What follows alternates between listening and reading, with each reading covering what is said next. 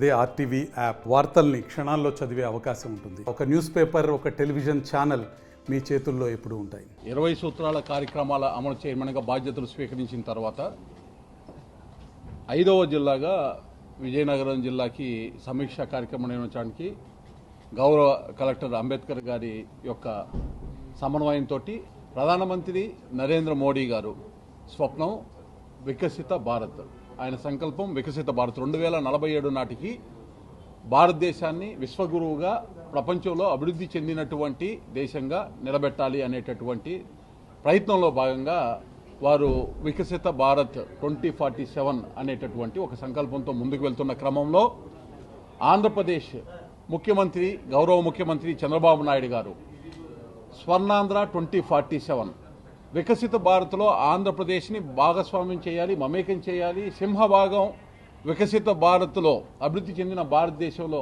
ఆంధ్రప్రదేశ్ ఉండాలి, ఆంధ్రప్రదేశ్ కాంట్రిబ్యూషన్ ఉండాలి అనేటటువంటి ఉద్దేశంతో వారు కార్యాచరణ తీసుకోవడం జరిగింది. మనకు తెలుసు, ఈ మధ్య కాలంలోనే స్వర్ణాంధ్ర విజన్ డాక్యుమెంట్ని కూడా విజయవాడలో విడుదల చేయడం జరిగింది. వివిధ రకాల అంశాలు 10 సూత్రాలని దానికి సంబంధించి వారు ప్రజలకి ఆవిష్కరించడం జరిగింది.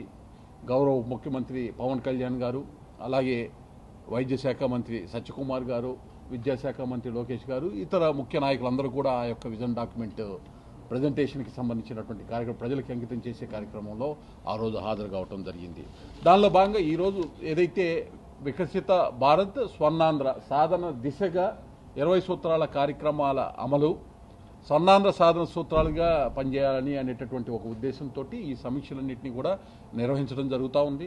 ఇవాళ స్పష్టంగా ఒకసారి చూసినట్లయితే విజయనగరం జిల్లా ప్రధానంగా వ్యవసాయ ఆధారిత జిల్లా అని చెప్పాలా, లేకపోతే ఉపాధి లేక ఉపాధి హామీ కూలీలతోటి నిలయమైనటువంటి జిల్లా అని చెప్పాలా, వెనకబడిన జిల్లా అని చెప్పాలా, ఏం చెప్పాలి అనేటటువంటి ఒక కన్ఫ్యూజన్ స్టేటస్. కాకపోతే అభివృద్ధి చెందుతున్నా అభివృద్ధి చెందినా అనేటటువంటి ఆనవాళ్లు కూడా ఇప్పటి వరకు కనపడినటువంటి ఒక దుస్థితిలో ఉన్నటువంటి ఈ జిల్లాకి భవిష్యత్తులో ఏ విధంగా స్వర్ణాంధ్ర సాధనలో విజయనగరం యొక్క విజయ కీర్తి కూడా ఏ విధంగా పని చేయాలి, ఆ అవసరం అనేటటువంటి దాన్ని ఈ సమీక్ష ద్వారా ఈరోజు మేమందరం కూడా వివిధ ప్రభుత్వ ప్రాయోజక పథకాల వల్ల ఏ విధంగా అమలవుతున్న తీరు ఏ విధంగా అమలు చేయాలనే దాని మీద ఇవాళ సమీక్ష చేయడం జరిగింది. నాకు కొన్ని జిల్లాల్లో, ఎందుకంటే విజయవాడ లాంటి కృష్ణా జిల్లాల్లోనే ప్రైవేట్ లేఅవుట్స్ గతంలో అధికారంలో ఉన్నటువంటి వాళ్ళు వేసుకున్న ప్రైవేట్ లేఅవుట్స్కి పైపులు వేసేసి జల్ జీవన్ మిషన్లో రాసుకున్నటువంటి అంశాలు కూడా ఉన్నాయి. మీరే అన్నారు వ్యాపారాత్మకంగా, అంటే ఇదే ఇంతకన్నా వ్యాపారాత్మకంగా ఈ అంశాలన్నింటినీ దాటుకొని ప్రతి ఒక్క గ్రామంలో ఉన్నటువంటి చిట్ట చివరి ఇంటిలో ఉన్నటువంటి పేదవాడి గొంతుని సురక్షిత మంచినీరుతోటి తడిపేదానికే ప్రయత్నం. కాబట్టి 26,000 కోట్ల రూపాయల ప్రాజెక్ట్ ఇవాళ 70,000 కోట్ల రూపాయలు, ఎందుకంటే సస్టైనబుల్ వాటర్ రిసోర్సెస్ తోటి చెయ్యాలి, ఎందుకంటే దీర్ఘకాలిక నీటి వనరుల లభ్యత ఆధారంగా చేయాలి, ఏదో మొక్కుబడి కార్యక్రమంగా కాదు అనేటటువంటి దాంతో రివైజ్డ్ ప్రోగ్రామ్ మొత్తం కూడా రివిజన్ చేసుకొని రివైజ్డ్ ప్రాజెక్ట్ తోటి ముందుకెళ్తున్నాం. సక్సెస్ఫుల్గా రాబోయే 3-4 సంవత్సరాల్లో దీన్ని ప్రతి ఒక్క గ్రామంలో ప్రతి ఒక్క ఇంటికి సురక్షిత తాగునీరు ఇచ్చే దిశగా ముందుకెళ్తాం. గతంలో జరిగినటువంటి తప్పులు వీటికి సంబంధించి ఎంక్వైరీ అయితే జరగాలి. మీరు అడిగిన ప్రశ్నకి నాకు అర్థమైంది, అది దాని మీద జరగాలి.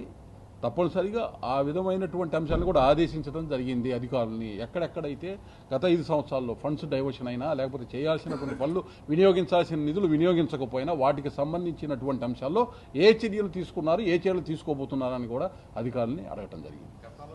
అని పాప ప్రభావమే కదా, 25-26 కోట్ల రూపాయలు ఇస్తే 54% పూర్తయిందని ఇప్పుడు నేను చదివింది. లేకపోతే మీరు చెప్పినటువంటి ఆ డైవర్షన్ లేకపోతే 100% పూర్తయ్యేది కదా. మరిన్ని వీడియోస్ కోసం ఛానల్ ని సబ్స్క్రైబ్ చేయండి. లేటెస్ట్ అప్డేట్స్ కోసం వాట్సాప్ ఛానల్ ని ఫాలో అవ్వండి. ఆ లింక్ డిస్క్రిప్షన్ లో ఉంది.